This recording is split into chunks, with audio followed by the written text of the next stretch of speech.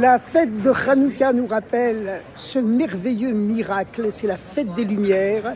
Au moment où les nuits sont les plus longues de l'année, le peuple juif, miraculeusement, commence à allumer une lumière de plus tous les soirs. Et on se rend compte que, solstice d'hiver ou pas, à la fin de Hanouka, les jours ont recommencé à grandir. La fête de Hanouka, où on allume une lumière de plus pendant 8 jours. On commence par une, on finit par 8. Parce que 8, c'est le chiffre du surnaturel, par rapport au 7, qui est le chiffre qui régit le cycle naturel du temps et de l'espace, le cycle naturel du monde. Eh bien, la fête de Hanouka a rallumé la lumière du monde. Et on est ici rue des Rosiers, où très bientôt on va allumer une jolie menorah pour réjouir le cœur du monde entier. Et vous savez que la fête de Hanouka, elle commémore ce miracle qui s'est avéré, qui s'est réalisé à l'époque où les Grecs occupaient la terre d'Israël au IVe siècle avant l'ère chrétienne. En effet, les Grecs s'étaient rendus maîtres de l'ensemble du Moyen-Orient. Au début, ils étaient extrêmement tolérants, mais ensuite, ils ont changé d'avis, ils ont changé d'idée, et ils ont commencé à persécuter les Juifs en interdisant toute pratique du judaïsme. Ils ont même instauré une idole dans le temple de Jérusalem. C'en était trop pour le grand prêtre, le Kohen Gadol de l'époque, Yehuda Maccabi, tel était son nom, comme on l'a surnommé. Et les Maccabim ont organisé une révolte. Ils combattaient à 1 contre 100, mais ils connaissaient le terrain, ils étaient animés d'une foi exceptionnelle et ils ont mené une guérilla qui a réussi à vaincre, alors qu'encore une fois, ils combattaient à 1 contre 100. Ils ont réussi à vaincre une armée grecque très supérieure en nombre et en armes, qui combattait avec des éléphants de guerre cuirassés, de véritables divisions blindées. Et malgré tout, la petite armée des Maccabim a réussi à les vaincre.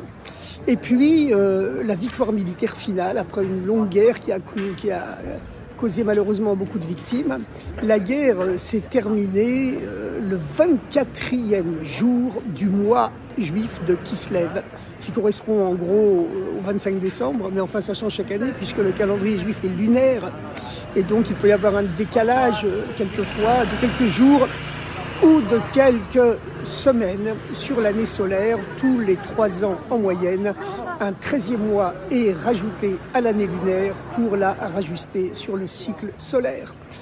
Et donc, le 24e jour du mois juif de Kislev, eh bien, les Juifs ont remporté la victoire militaire. Mais la fête de Hanouka ne célèbre pas essentiellement la victoire militaire.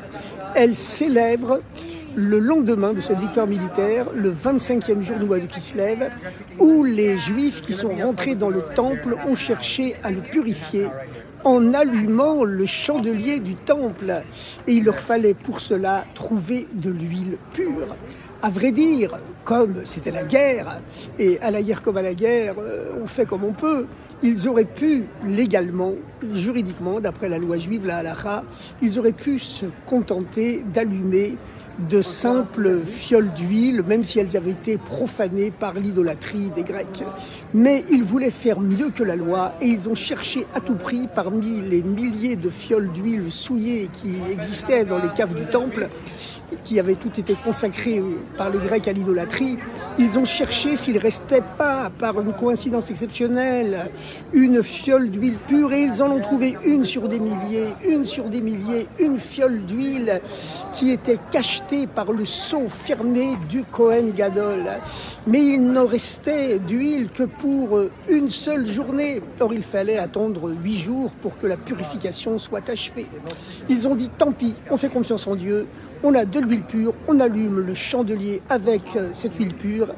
Et le fait qu'ils aient réussi sur des milliers d'huiles profanées à trouver une fiole d'huile miraculeusement conservée par le sceau du grand prêtre, le Kohen Gadol, eh bien c'était quelque chose de miraculeux. C'est le miracle du 25e jour du mois de Kislev. Et c'est ce miracle que nous commémorons à notre époque par la fête de Hanouka, qui est célébrée non pas le 24e jour du mois de Kislev, qui est la date de la victoire militaire, mais comme nous les Juifs, nous ne sommes pas des militaristes, nous sommes des pacifistes, nous célébrons tout simplement le 25e jour, la 25e nuit, c'est-à-dire la découverte de la fiole d'huile qui constitue un miracle en soi. Évidemment, le miracle d'une armée qui combat à 1 contre 100 et qui réussit à vaincre, comme c'était le cas avec la révolte des Maccabim, c'était un miracle déjà complètement surnaturel. Mais la découverte de la fiole d'huile, c'est quelque chose d'encore plus miraculeux parce que c'est complètement pacifique, ça se passe dans la douceur et puis c'est une coïncidence tellement incroyable, c'est vraiment miraculeux également.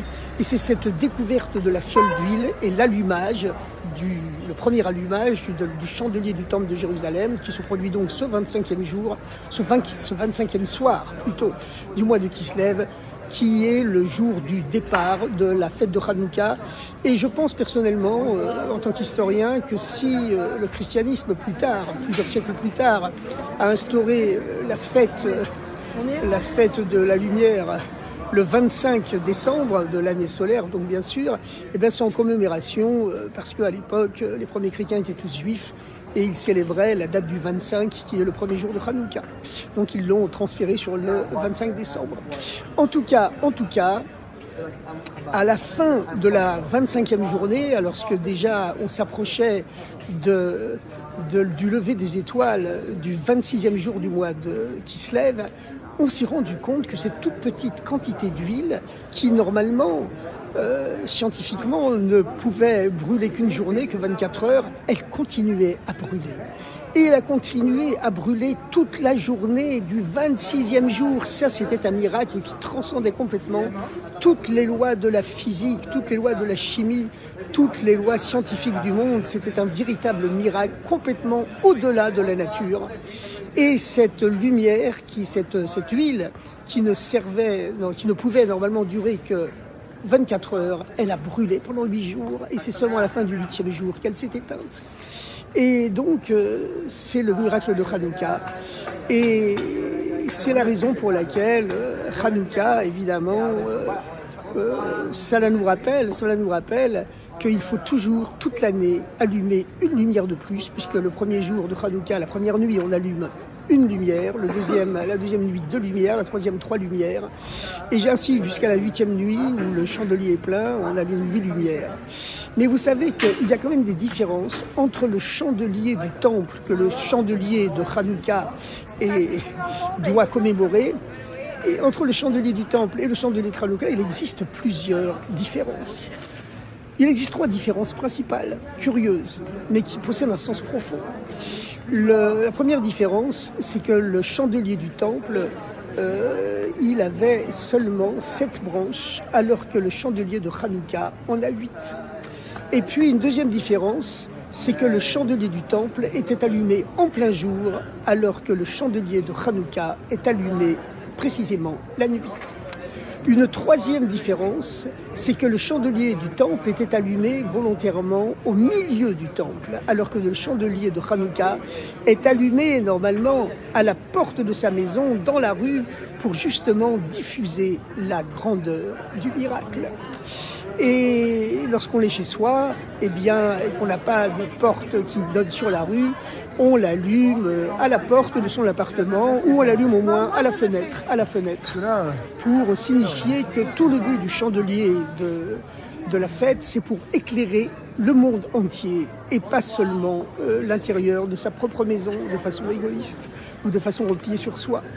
Et il existe une troisième différence, bien sûr, c'est que, donc nous récapitulons, il y avait 7 branches dans le chandelier du temple, à Hanouka il y en a 8, le chandelier était allumé à l'intérieur du temple, le chandelier de Hanouka est allumé volontairement à la porte de sa maison ou à la fenêtre, en signe d'éclairage du monde extérieur, Et puis, une autre différence, c'est qu'il est allumé la nuit alors que le chandelier du temple était allumé pendant le jour. Eh bien, la raison, c'est qu'à l'époque où les Juifs vivaient autour du temple de Jérusalem, dans la lointaine Antiquité, eh bien, il faisait jour sur Israël. Et c'est pour exprimer le fait qu'on vivait dans la paix, dans le bonheur, sans persécution, parce qu'on habitait chez nous, dans notre pays, en parfaite sécurité. C'est la raison pour laquelle on allumait le chandelier du temple en plein jour pour exprimer justement notre gratitude envers Dieu, de nous faire vivre symboliquement dans une sorte de jour éternel qui nous éclairait constamment. La lumière du temple nous éclairait spirituellement constamment. Et ces retombées matérielles existaient puisqu'on vivait également dans la paix, sans persécution antisémite autour de nous. Et puis, pourtant, le chandelier de Hanouka, il possède une dimension supérieure puisqu'il a 8 branches au lieu de 7. Et vous savez que le chiffre 7, c'est le chiffre qui coiffe et qui régit le cycle naturel du temps et de l'espace, le cycle du monde.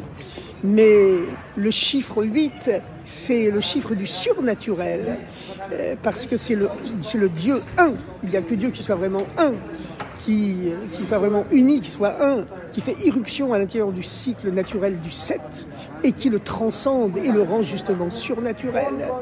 Et parce que la fête de Hanouka, justement, elle a la force d'éclairer même les ténèbres de la nuit. Grâce à ce sens du sacrifice dont les Juifs ont fait preuve tout au long de notre histoire. Et c'est ce qui permet de transformer les ténèbres de la nuit pour les transformer justement en lumière. Parce que la lumière du Messie, ce n'est pas une lumière qui est née lumière. Elle ne peut venir que lorsque les ténèbres les plus profondes se transforment en lumière. Et c'est ça la semaine de l'année où les nuits sont les plus noires. C'est à ce moment-là qu'on allume les lumières de Hanouka à l'extérieur de chez soi et dans la rue en faisant de grandes fêtes, ou au moins à la fenêtre de sa maison, toujours pour se rappeler que le but de l'exil du peuple juif, ce n'est pas pour rien que Dieu nous a mis en exil, c'est pour éclairer le monde entier, transformer les ténèbres de l'exil en lumière. Grâce à cette dimension surnaturelle de la fête de Hanouka, les Grecs et plus tard les Romains ont pu souiller et finalement éteindre le chandelier du temple de Jérusalem en détruisant le temple, mais les lumières de Hanouka, ces lumières qu'on allume dans notre cœur, que chaque être humain doit allumer en son cœur, en allumant chaque jour de sa vie, chaque nuit de sa vie, une lumière supplémentaire, en transformant les ténèbres qu'il a en lui en lumière. Et ce message, il est universel, il concerne toute l'humanité, et c'est cela le sens des lumières de Hanouka.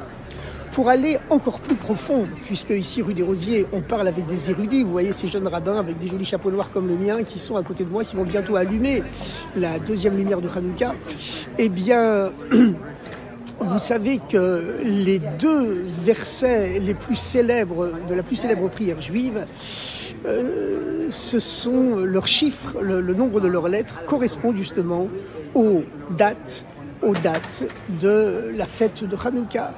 En effet, le premier verset de la plus célèbre prière juive, c'est le fameux « Écoute Israël, Dieu notre Dieu, Dieu est un », qui se dit en hébreu « Shema Israël, Adonai Eloheinu, Adonai Echad ». Eh bien, ce verset contient exactement 25 lettres. Et ce niveau spirituel des 25 lettres de la plus célèbre des prières juives, quand il est descendu dans le monde du temps, il s'est incarné dans le miracle de la découverte de la fiole d'huile, le 25e jour du mois de Kislev. Et puis le deuxième verset de cette plus célèbre des prières juives contient exactement 24 lettres. Ce sont les 24 lettres du verset Baruch Shem Kvod Malchuto Leolam Vaed, qui signifie « Béni soit le règne, son règne glorieux éternellement », en parlant du règne de Dieu bien sûr. Et ces 24 lettres du deuxième verset seulement de la plus célèbre prière juive, eh bien lorsqu'elle est descendue dans le monde du temps et de l'espace, elle s'est incarnée dans le miracle de la veille, le miracle de la victoire militaire, lorsque les Juifs combattaient à 1 contre 100 du 24e jour du mois de Kislev. Et le 26e jour du mois de Kislev, le jour où on s'est rendu compte d'un miracle encore plus grand, à savoir que Cette huile qui ne devait brûler quantitativement et qualitativement que pour 24 heures, elle continue à brûler indéfiniment. C'était le 26e jour du mois de Kislev qu'on s'en est rendu compte. Eh bien, ça correspond à la valeur numérique du nom de Dieu, puisque en hébreu, chaque lettre est également un chiffre. Et lorsqu'on additionne les 4 lettres du nom de Dieu, le Yud, le He, le Vav et le He, cela donne le chiffre 26. Et ces trois dimensions spirituelles symbolisées par les 24 lettres de Baruch Shem Kol Malchut Olam Vaed, le deuxième verset de la prière. Ensuite, un autre niveau spirituel encore beaucoup plus haut, symbolisé par les 25 lettres du premier verset, Shema Israël, Adonai Eloheinu, Adonai Echad, et ensuite le 26 qui est la valeur numérique des 4 lettres du nom de Dieu lorsqu'on les additionne. Eh bien, tout cela exprime 4 manifestations de Dieu, l'une plus haute que l'autre. Les 24 lettres du deuxième verset de la plus célèbre prière juive, eh bien, ces 24 lettres expriment un niveau où Dieu et le monde semblent conserver une certaine dualité. C'est ce qu'on appelle en hébreu, dans le judaïsme, dans la Kabbale, dans la pensée juive, dans le chassidisme, dans la chassidoute, on appelle cela l'unité inférieure de Dieu avec le monde. Le monde conserve son ego, toute son identité, avec son bien et son mal, mais il est obligé de se soumettre à Dieu, comme l'immense armée grecque a été obligée, contrainte de force, elle a été obligée de se soumettre à la toute petite armée juive. C'est le premier des 3 miracles de Hanouka, le 24e jour du mois de Kislev, qui correspond donc aux 24 lettres du deuxième verset seulement de la plus célèbre prière juive, le Shema Israël. Et puis le 25, c'est un niveau de Dieu beaucoup plus haut qui se manifeste. C'est le niveau où Dieu et le monde sont un. Dieu est tout, et tout est Dieu. C'est un niveau qui se manifeste, qui est tellement haut qu'à ce niveau-là, il ne peut plus y avoir de guerre, il ne peut plus y avoir d'opposition, il ne peut plus y avoir de victoire militaire ni de célébration d'une victoire militaire. Et le miracle se passe de façon absolument pacifique, puisque Dieu est tout et tout est Dieu. À ce niveau-là, tout ne peut être que pacifique, il ne peut plus y avoir d'opposition. Et donc, ce miracle se passe par la découverte d'une fiole d'huile pure, miraculeusement conservée dans les caves du temple de Jérusalem. Et puis le 26e jour du mois de Kislev, un dévoilement de Dieu encore plus grand. On se rend compte que cette fiole d'huile pure se met à brûler indéfiniment de façon complètement miraculeuse, qui défie absolument toutes les lois de la nature. Et alors on peut se poser la question, pourquoi est-ce qu'on ne fête pas Hanouka le 24, le jour de la victoire militaire, qui est finalement la source des 2 autres miracles? Parce que s'il n'y avait pas eu cette victoire militaire, on n'aurait pas pu trouver la fiole d'huile, puisque le temple nous aurait été interdit. L'accès au temple nous aurait été interdit.